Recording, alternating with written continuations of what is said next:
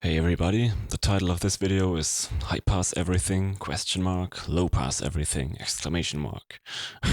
And this is a little bit sarcastic, of course. High passing everything, well, high passing elements that have low end in them that you don't need is good practice, no question. But I don't think you should overdo that. But apart from that, I think low passing elements that have high end in them that you don't need also can be very good. And yeah, consider the message of this video to be that basically all frequency ranges need to be cleaned up a certain amount. It's especially important in the low end, but you can also do this with the high end and all the other frequency ranges as well. It's very easy with low pass and high pass filters, and that's why I want to show it to you for the high end. So here's a song. This is not the best example of all time, but yeah, take a listen, and then I'm going to show you where I have low pass stuff.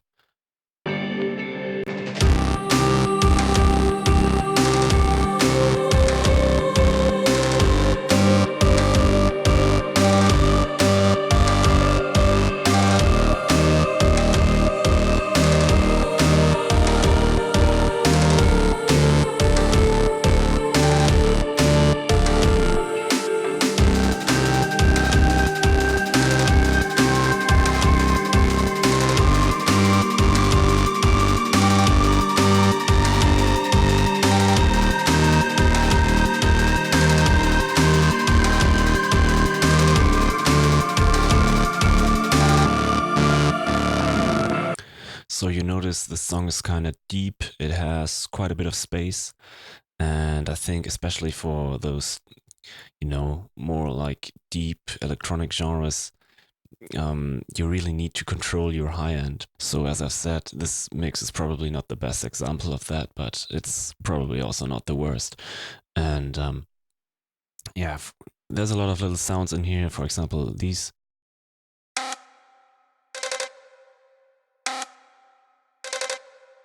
Or this loop right here. Maybe you notice I always have a low pass at about 10k, or even my kick doesn't have that much high end.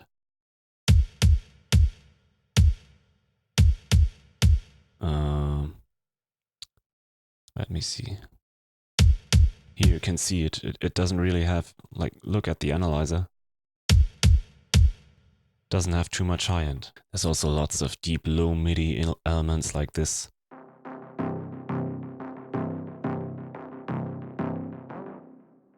Or this pad.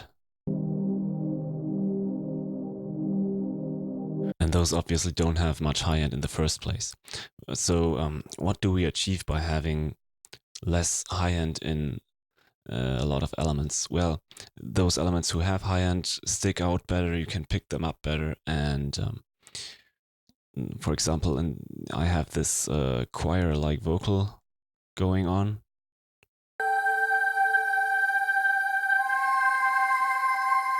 And you can really hear the air on this, right? And you can even, in the full mix, hear the air on this really nicely.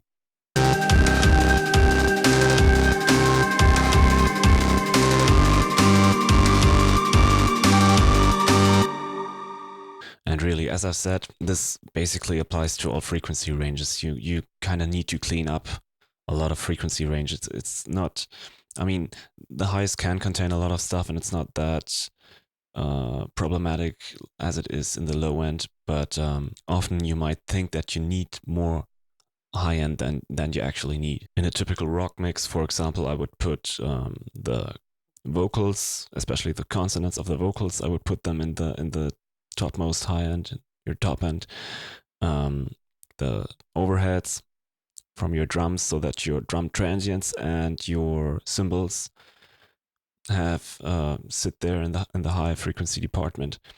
And that's basically all. I wouldn't put your guitars in there. I wouldn't put keyboards. I wouldn't put your bass in there. But yeah, as I said, consider the main message of this video to be: make sure you don't stuff your frequency ranges with too much, right? Because this is what mixing is about. And well, what applies to the low end also applies to the high end. Try low passing stuff. And yeah, that's basically it. I hope this was helpful and I hope you enjoyed the video.